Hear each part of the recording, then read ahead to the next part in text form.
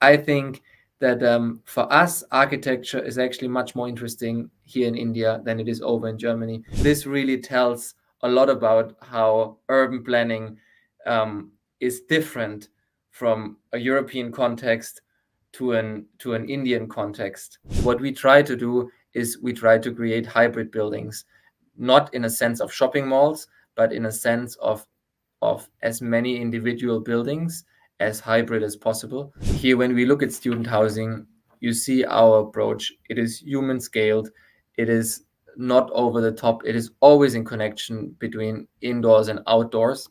In contrast to when we work in Germany, where we try to have mixed use practically as much as possible, here in India, very often we work on single function campuses.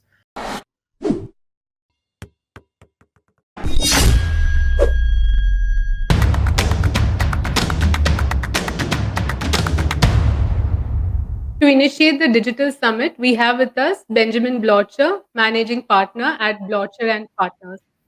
Hi, Benjamin. Hi, Gopika. So let's start with a brief about Benjamin. So Benjamin Blocher is an accomplished architect and urban planner known for his expertise in sustainable transdisciplinary design and placemaking. He pursued his education at the prestigious institution, including ETH Zurich, the National Institute of Singapore, and the University of Buenos Aires. His professional journey, including significant roles at JAHN Chicago, COBE Berlin, and KCAP Architects and Planners in Zurich. Since 2021, Benjamin has been a partner at Blocher and Partner, where he has been instrumental in advancing the intersection of architecture and urban planning. His work focuses on the transformation of cities, sustainable planning, and comprehensive life cycle assessments of building and new building technology. His dedication to these areas underscores his commitment to creating innovative and environmentally responsible urban environments. With a distinguished career in architecture and planning, we can't wait to listen about your experience in this field. We are honored to have you, Benjamin, to initiate our digital summit. So I hand over the stage to you. Thank you, Gopika. So, Gopika, I will share a presentation that I prepared. Yes, sure. Quickly.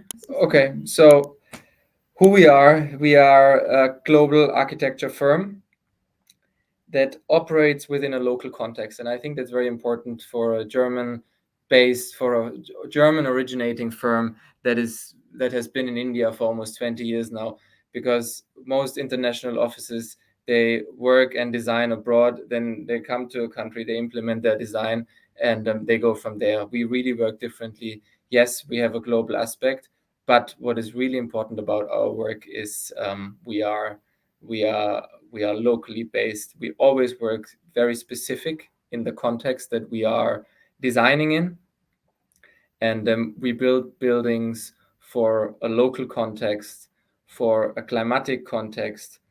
We build buildings that are within environments that are climate resilient, and that's basically the core idea of our design. If we now go to the next slide, you will see who is in charge for our Indian office. It's Dieter, it's Hartmut, and it's myself. And on the next slide, there will be a quick introduction about our office. It's a short video. I hope it explains sort of our idea and our belief in architecture. It also represents a little bit our office, and have fun with it. Let's begin where all good stories begin. Once upon a time, it was in 1989, Dieter and Jutta Blocher had a thought. People, living, trade, communication, our disciplines should work together. Soon people joined to put this idea into practice. And today,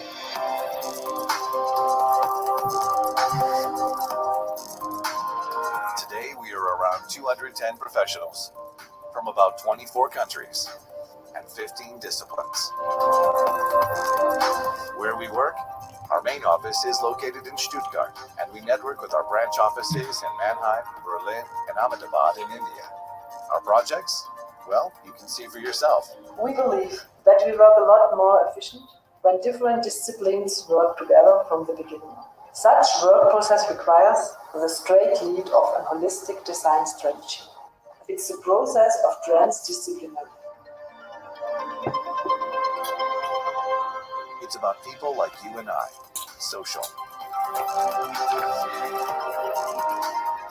It's about sharing, that is trade.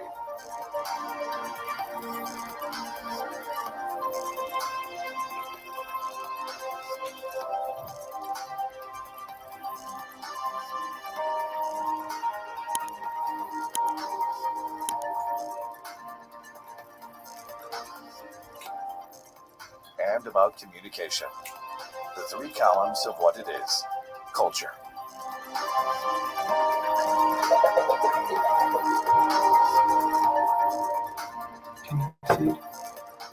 There are several clients with whom we have been working really since our foundation, because we face people with candor and respect, always. Because we listen and read between the lines. We connect projects with their environment and future, sustainably. That's how we work and who we are. We work in architecture, interior design, product design, and communication. Analog and digital, transdisciplinary. We are connecting experiences and cultures. The whole picture. Blocher Partners.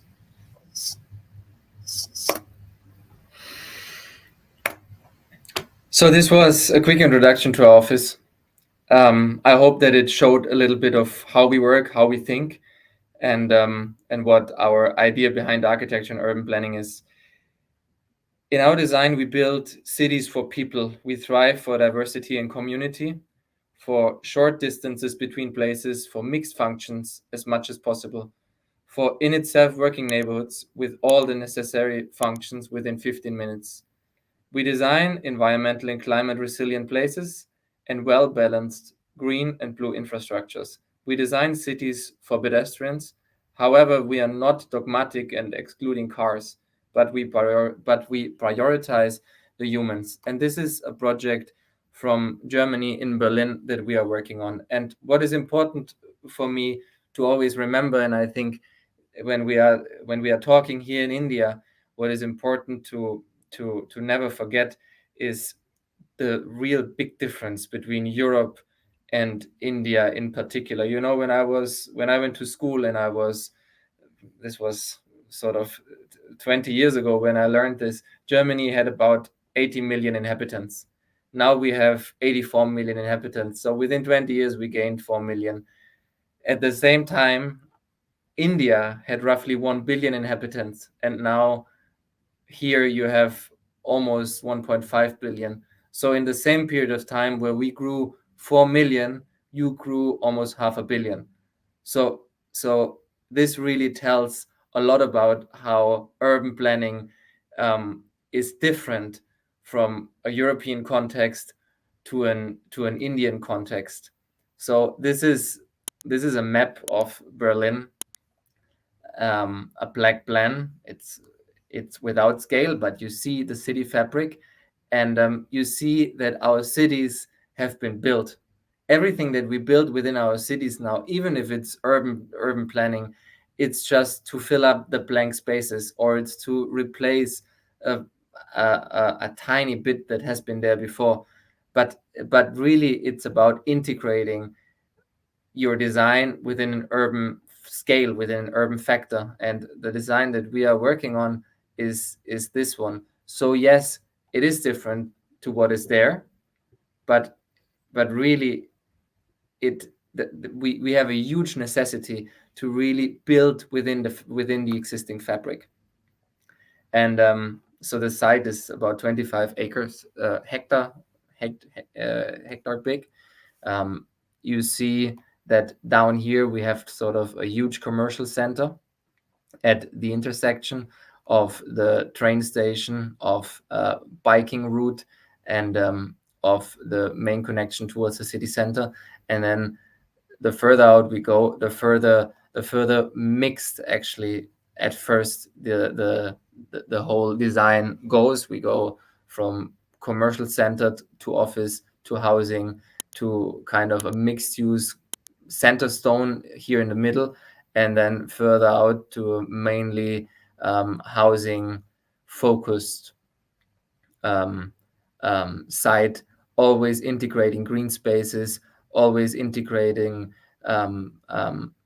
public transport, private mobility, but not just car mobility, but also bicycle mobility along the railway. And here in the far end, we have a school on site. So in Germany, of course, the scales are all smaller. We have smaller schools, we have smaller buildings, we have smaller green spaces, but we have them all in balance. And I think this is really important. We have a balance between here, what you see in the front, high-rise building that is really the anchor of the site, and here in the back, the school that is another anchor. It's a more local anchor. And here in between, some really mixed-use functions that have elderly housing, that have short stay living, that have possibility to buy groceries, that have kindergarten, kita, a coffee shop, all of this integrated within one building. So you see that what we try to do is we try to create hybrid buildings, not in a sense of shopping malls, but in a sense of as many individual buildings as hybrid as possible, so that we have short distances, so that you can actually reach your places without commuting by car, but by mainly walking or using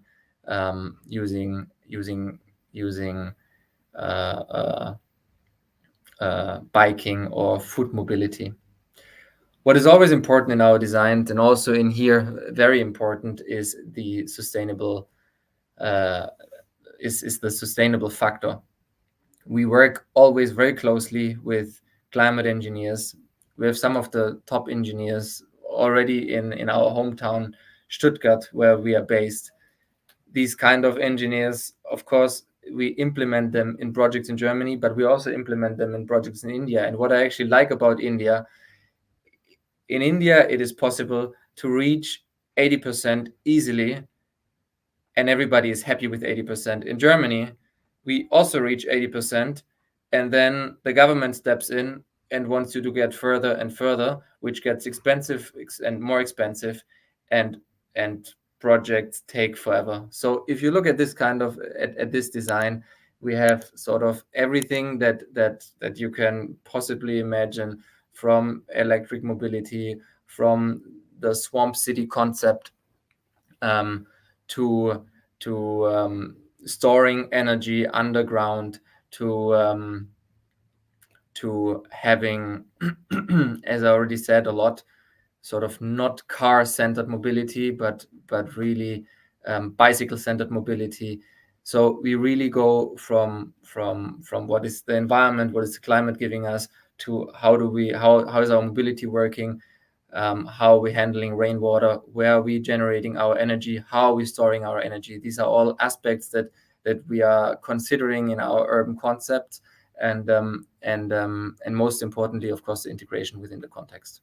And here I have a couple of renderings.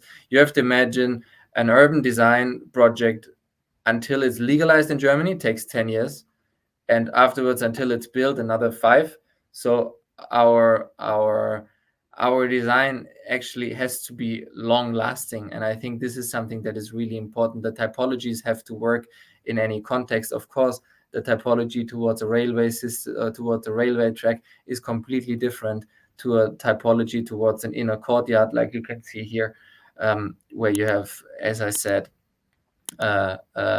no cars, but rather a pedestrian mobility, and as much diversity as possible. That's what we think makes a place durable and enjoyable for generations. Now, while we work in Germany a lot for when we do urban projects, a lot for the government, in India we mainly work for private investors, and I think this is specific about us. I'm sure that there are a lot of public projects as well here in India, but for us, we really tend to work a lot for private developers. And I also think that big chunks of land is sort of much more common to be developed by one developer here in India than over in Germany, where it's very common that individual buildings get developed by individual developers, and the urban design is being done by the government itself. So this is a project in India. It's the Flame University campus. It was initially designed by the Indian Pritzker Prize winner Doshi. And we had the pleasure to have been working on this project since 2016 and really extending the urban design. So what you see here in brown, this is the original center that Doshi designed, and everything around the cricket pitch, along the side up here, around these locations down here, and across the street over there is what we have been working on ever since. So we have been designing the urban design, we have been doing the urban design as you can see it now, and in the following, I will show you a couple of projects that we did. But before we do that, I would like to go into detail a bit further of what we think was important. So I think that this project is really, so initially it had this, or it still has this character of being kind of a garden city with a knowledge spine here, with a second knowledge spine that is developing here, and main amenities I actually circled around the cricket pitch. So what is really important in the project is this focus towards on the one hand side generating knowledge, and on the other hand side connecting it with sports infrastructure, with auditorial infrastructure. So I think that this is that for a learning mindset, it is really important to, on the one hand side, be studying, and on the other hand side, to have this recreational aspect that we always try to implement within university campus designs. If we look a little bit closer in what we've been doing, then you see that actually currently we are working on the campus entrance with a big entrance building that is next to the auditorium building that we have just finished. It's next to the cafeteria that was finished a year ago. It is next to the eastern extension that will be coming up in the next 5 to 7 years. Down here, we have been doing a lot of student housing. Already realized these extended student housing are in planning at the moment, and over there is the nursing expansion. So you see how vibrant, how fast growing actually this university campus is in recent years. Now here, when we look at student housing, you see our approach. It is human scaled. It is not over the top. It is always in connection between indoors and outdoors, and of course it has a certain density. Then this is, as I said before, the housing, the student housing extension further to the southeast, that is going to be for student housing actually quite luxurious, as you can see, especially the common spaces. So what we try to do is we try to have kind of small apartment spaces for the students, and then we try to have actually really luxurious and big spaces for the community where people interact with each other. And as I said before, we did do the auditorial building. Here is a rendering from the initial design. Here is how it was designed in the end, and you see how actually the entire campus is fused within a huge and rich greenery on all sides. Now this is the cafeteria rendering and the finished building, and I think that you see very clearly, for us it is really important to not just show beautiful images while we design, but to also make sure that actually once it's realized, it is resembling what the idea was before. And there is always this connection between indoors and outdoors everywhere possible. Now this is the new entrance building that is currently in design. It is shaped in a way that towards the entrance it is actually sharp and hard, and it has an identity, and towards the cricket field it is then very loose. It is again integrating a lot of greenery, a lot of environment on the building. Also, we started just before COVID to work with Lodha on a office campus, and while I've just showed you a university campus, now I'm showing you an office campus, and the next project that I'll show you is going to be a second home destination. So in contrast to when we work in Germany, where we try to have mixed use practically as much as possible, here in India, very often we work on single function campuses. It doesn't, and this is actually quite a big differentiation between European approach to urban design and I think Indian approach to urban design. And I think this is also a difference if the government is doing most of the urban design, or if privately owned companies are doing most of the urban design, because on your campus you tend to have a certain focus, and here the focus is office. For this project, we have been collaborating with world-leading researchers and also with Aniket Bhagwat for the landscape architecture. What Lodha said in the initial meeting was that sustainability is anyway given. It's a common necessity. The world doesn't survive without it. And our topic for this design is going to be well-being. So the question was, how can we build a livable neighborhood, a livable office neighborhood, and how can we actually create specific buildings and specific locations and not generic ones? How can we reduce the car mobility as much as possible, and how can we improve the pedestrian experience as much as possible?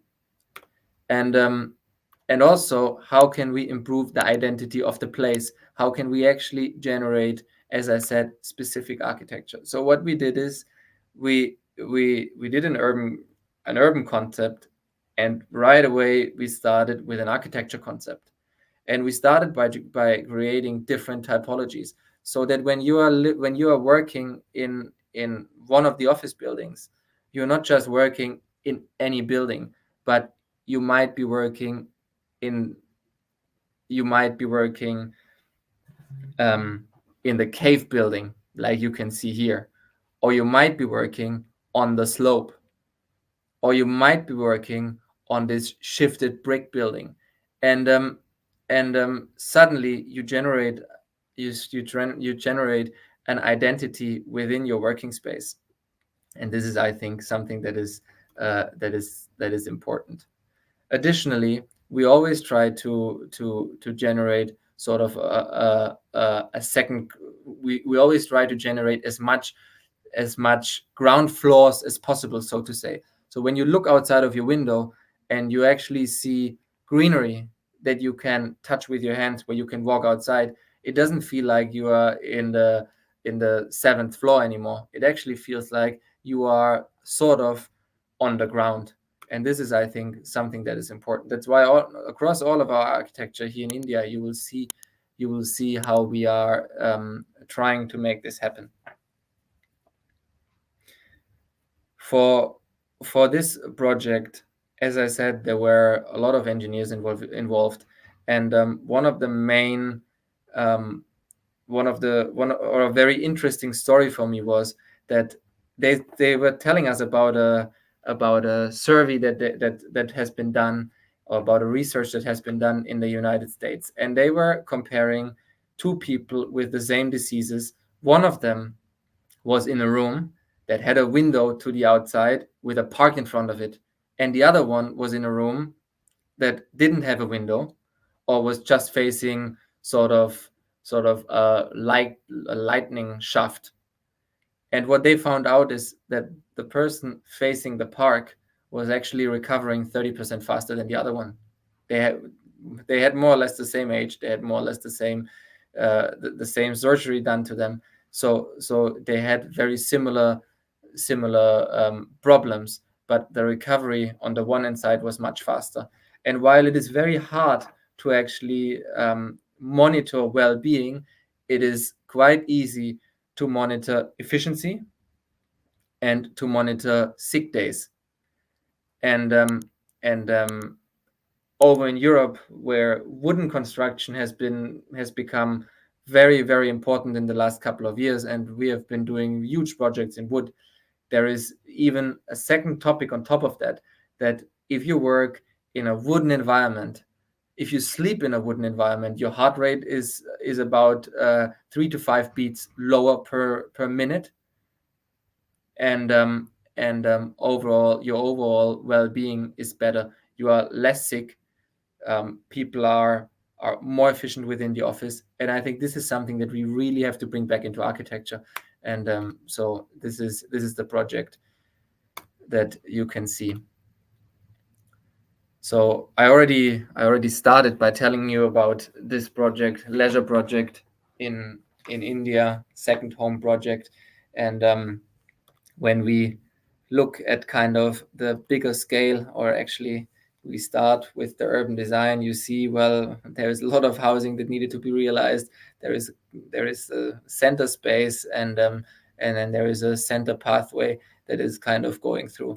And I want to go quickly back to this image, because what we try to do is the moment you kind of enter the site, we try to have a dramaturgy where while you enter the space, you are kind of diving into a new world.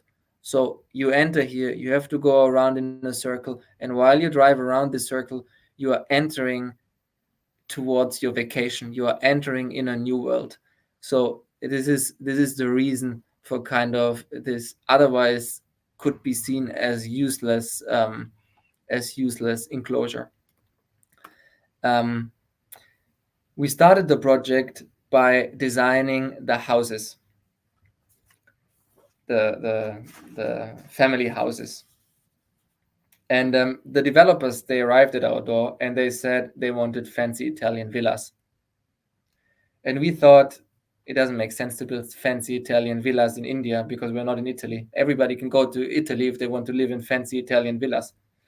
So in a slow process, we convinced them from the opposite. And we designed villas that don't just copy a European style, but we designed them for a specific site in India with a unique architecture. And we designed a typology for the climatic context. We use specific materials within 100 kilometers, and we created a through and through specific architecture. So we are in a context where the clients that we are designing their second homes for, they are to a huge extent living in several million plus cities, very often in dense neighborhoods, in towers, where most of people's life are actually happening indoors, not outdoors. And we believe that true luxury is to be living in harmony with nature. It is to be living both inside for shelter and outside for relaxation. There is no better air to breathe or sound to listen than the air and the sound of nature. And our goal was really to create a happy place for humans and families, a real retreat. And this is sort of the house that you see. And it's not what you would say pure luxury with high ceilings and with marble flooring and the marble and an expensive facade. It is actually very, very specific to where we are. It is always connecting the inside and the outside. and it is truly embedded within nature. Now, the construction, we thought about something special. We designed the building with rammed earth walls, and the roof construction is made of recycled wood from the Alang shipbreaking yard. I don't know if you know what this is, but this is the place where huge ships are actually getting broken back into pieces. And we used all of the wood that we have been using is from this site. So if you ask me about the success points of this project, then it is the mix of materials and the limitation of materials to stone, rammed earth, and wood. It is the human proportions that we are using, and it is the connection between the indoor and the outdoor, always being integrated within green. And if we look closer into architecture, then we see kind of the special interest that we gave to details. This floor is so it's a terrazzo floor, but the little rocks that you see are actually pieces of marble that of Indian marble that haven't been used anymore, that are like the end pieces that you always cut away from your squared marble blocks. So while we were using and recycling a lot of products, we actually, I think, created a luxurious place in general. And this is what you can see. And you must imagine that within the first week, nobody believed it. But after the sort of the big event where we presented the project, within the first week they sold over 100 houses, and they were not even expecting to sell 30 in the first weeks. So this is I think showing a lot about the success. And now what you can see here is the hospitality complex. The hospitality complex, or the clubhouse, is also very specific. Why is it specific? Because it's one building, it's a complex, but again, it's always the dialogue between what is indoor and what is outdoor. So the entire so the circulation of the building is always outdoor. What it does, it lets you connect with the outside on the one hand side, but it also saves energy, because we don't need to climatize the circulation space. And the actual function of each individual or the individual function are then always within individual buildings, like you can see here, for example, or you can see here, for example, or you can see here. But you see the general circulation is always going out in the outside. And what we tried to do in the building was to generate a dramaturgy. So this is the entrance building, or this is the entrance. You kind of walk in through this huge arches, and you arrive in a church-like 3-aisled hall for the check-in and the entrance, for waiting. After you've been arriving there in a room, in a hall that is like a filter, you then step out into a garden courtyard, and you are in a completely different world. I mean, you hear birds singing, you smell the plants, you smell the water, you hear the water, and you arrive there, and your next destination is sort of the center pool. So you see from if we go back to the overall plan, you enter, you go through the first courtyard, you go to the next courtyard, and everywhere you go is always a new scenery. It's like you are in Italy, and you in one of the old Italian towns, and you go from alley to plaza to alley to plaza. It's always, everywhere you are is specific and is different to where you were before. And this is what we have been trying to do here. So while our client wanted to have Italian villas, we actually gave him Italian urban design within a building. yeah, and this is sort of a couple of more views. So one further project that I think is interesting, because it was, to be honest, ahead of its time. We completed it in 2012. It's in Ahmedabad. It's called Mondeal Retail Park, and it was designed as an outdoor shopping mall. And to be honest, in the beginning, it didn't work. As I said, it was ahead of its time. Shopping malls in India are indoors; they are not outdoors. And over time, the place actually transformed into a mixed-use development. There is still shopping, but there is also offices, um, and ballet school, and sort of recreational spaces, etc. So while this was originally designed for shopping, now it is a true and true mixed-use development, and is working much better than it ever worked before. And what we did here, and when I say that we are working climate specific, is the orientation of the building is so that the main wind direction actually enters here, and it enters really, really fast towards this narrow gap. The air then slows a bit down while it goes over water ponds and plants, where it picks up humidity, and then it distributes the humidity along sort of this inner space, where it cools down the air, and then the wind sort of exits here where the entrance is. And because we have these sails that I showed you, that you can see in these images, you are always shaded, but you always have kind of a play between sun and shadow, because they are not closed, and the hot heat that kind of the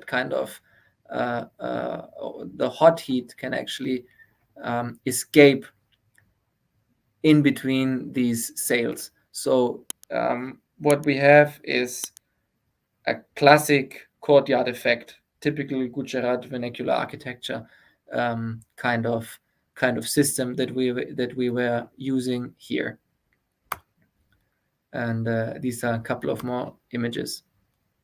Now, going back to Germany, I'm showing you one of the biggest projects that we have been doing in Germany. It's 160,000 square meters big. The development reaches from here to here. And while I've been showing you Indian projects that are, as I said before, that is like really adding buildings, adding urbanism to the city. In Europe, as I said, we work mainly within existing city fabric. So, of course, this building, the whole development from here to there is new. It is still 100% embedded within the context. And if I hadn't made this frame around the building, I think you would have a hard time realizing that actually this entire stretch of 550 meters was built by one architect, and was built was built in one go.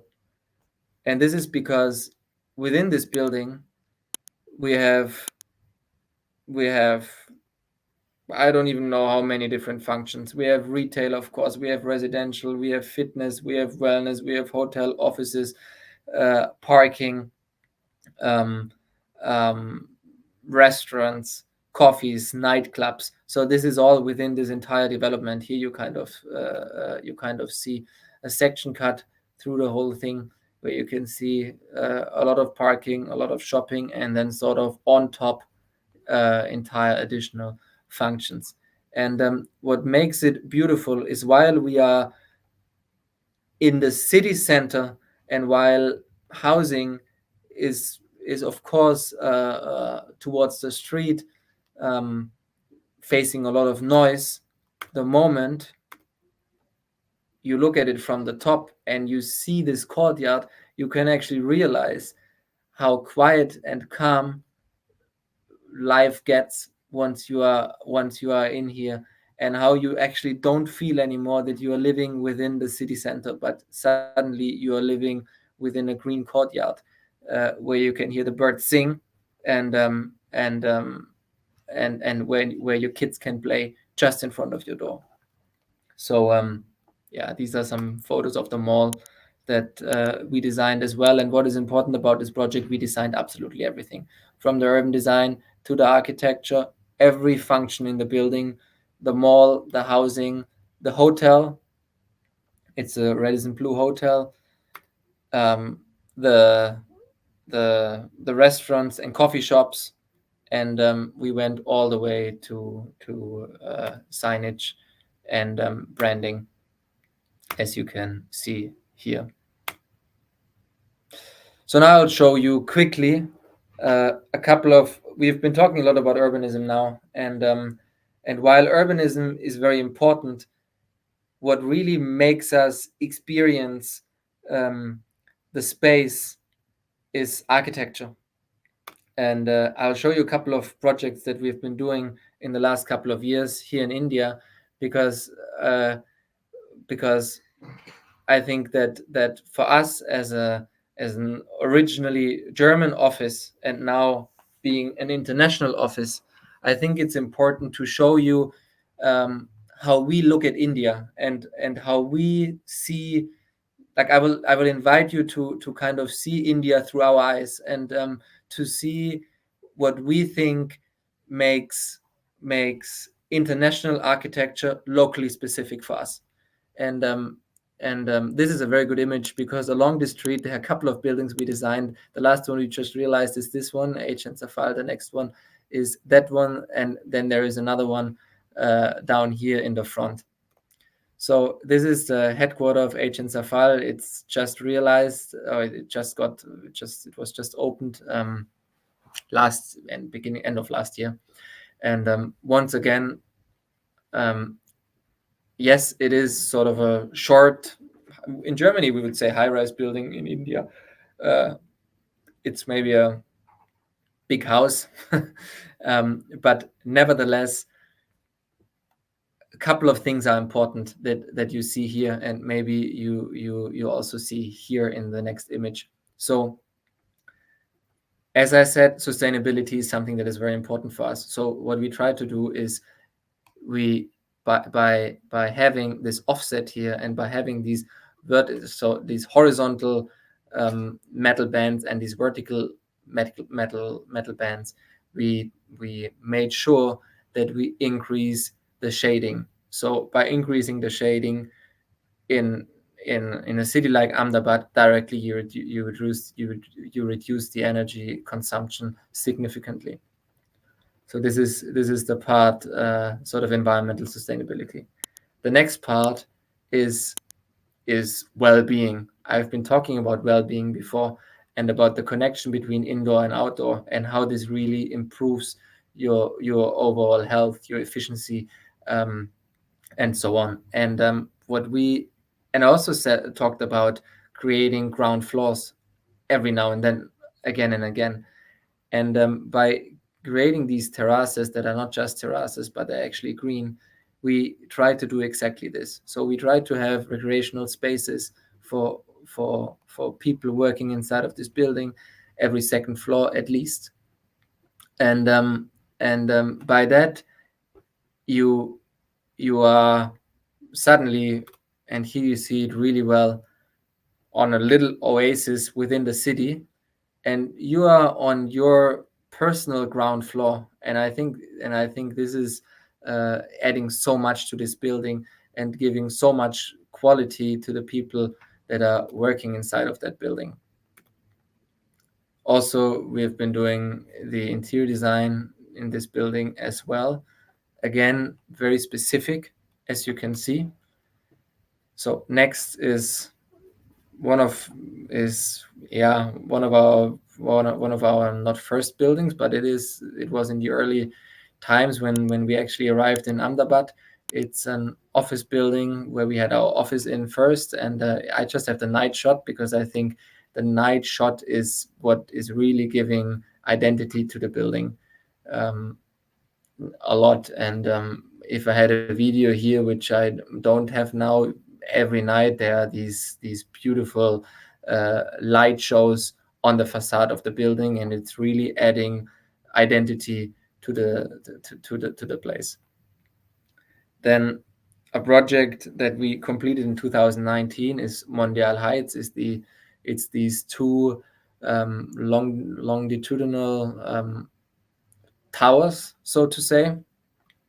And the building is important for us because we actually have our office inside, as you can see here.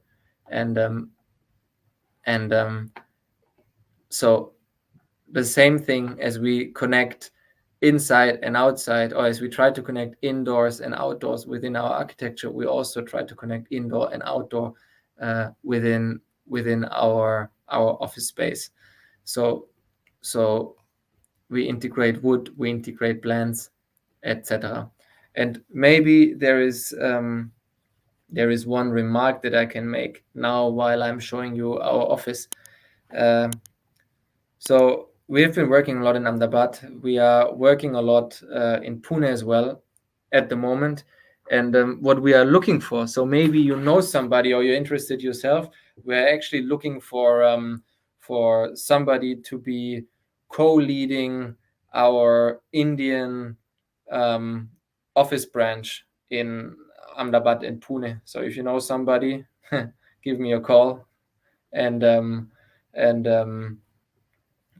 or if you're interested yourself, give us a call. We are always happy, and we would actually like to have somebody local, because I think it's very important to have sort of both mindsets that are leading our brand here in India, to have our roots that are German and international, but to also have the Indian roots that are very, very locally based, and no one understands local culture better than the people that come from exactly these places. So this is quick advertisement part.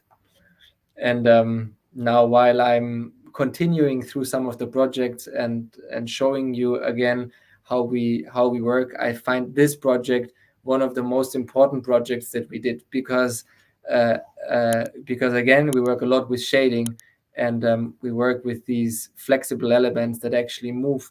But while this could look like it's high tech and really complicated, this is actually a super low tech approach. It's something that any unskilled worker can build and actually can maintain. So this even though the facade looks super fancy and really, really difficult to do, it is super easy to maintain, and it is inspired from a huge headquarter building in Germany, and we translated the facade to kind of a low tech, easy to maintain standard, which I think is actually much better than the high-tech solution in Germany, because the moment it breaks and either somebody runs out of money or just doesn't want to repair it anymore, you are stuck. This will never happen with this facade. It will always be movable, and it will always have sort of this ever-changing view that you can imagine here by just looking at the facade from sort of this faraway picture. Now we go to residential, and as I said before, residential is something that is important for us, especially here in India, where we live in super dense cities, huge cities compared to what we live in over in Europe, and always very often embedded in noise, and sometimes living in the 25th floor and the 15th floor, so not really centered on the ground, and very often also, especially when you build housing towers, you sort of stack same apartments on top of each other, and you always end up with this super vertical, always the same kind of facade, and that's why these buildings tend to look very, very boring across the places. So we are trying to not do this. We are trying to be, again, very specific, and that's what you can see here. The facade is no matter from where you look at it, it is individual and it is playful, and at the same time it is cost efficient and structural. And again, we implement a lot of greenery in our facade. And I really like to show you this image, because what actually studies on the building have shown that, well, this was a very early image, but this is an image from a couple of weeks ago. So what studies have shown that when you sit on these super green balconies and you sit in the shadow and you have the wind going through the wind, and the plants are giving up a little bit of liquid, you see how the temperature actually drops to up to 4 degrees while sitting on the balcony. And when we combine this now with this cross ventilation that we made possible by the specific building design, suddenly the wind goes through the building, the wind goes within your apartment, and it cools down the apartment by a certain percentage. So this again makes you reduce the necessity for air conditioning. Here are a couple of sections, because I think that that you already saw it in the facade. We have double height spaces, again very specific, again with a big focus on the common spaces, and so on. Another project in the Philippines, also housing, also I think very specific, always integrating green, having very big terraces. It's super high luxury place. I will just go over it just to show you a little bit how we see housing projects. And finally, I will show you a residence that we have been doing in Ahmedabad. This is a almost 2,000 square meter big private house. And I won't go into detail of this building because it's already completed in 2015. But what I will show you is the guest house that we are doing now. And so this is the guest house. And believe it or not, it's actually getting built. And we are really proud of this building, because we had this idea of having this shape, and we thought about how to do it. And we had a very specific company from Austria initially thought that they would be having to do the casting, the concrete casting, and we were in touch with them. It was supposed to get really expensive, and then we looked for the local solution, and this is the local solution. So this is really handmade concrete casting out of steel, with sort of 40 centimeter wide steel elements, and by them we are actually right now building, or like this, we are right now building this specific shape. And we are really proud that this is possible. In Germany, this would never be possible. It would be way too expensive. Your client would think you are crazy by just coming up with this idea. So we really love that this is possible here.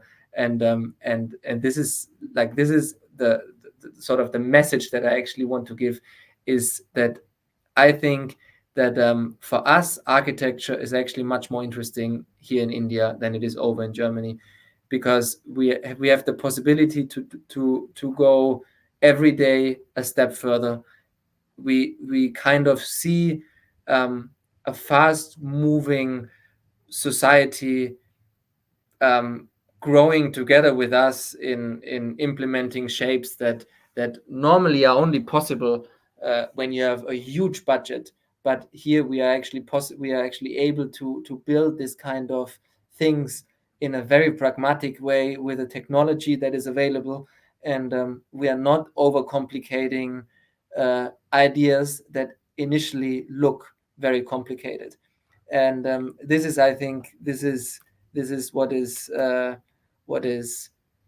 beautiful for us here in India. And thank you very much for listening. This is, by the way, our office building in Stuttgart.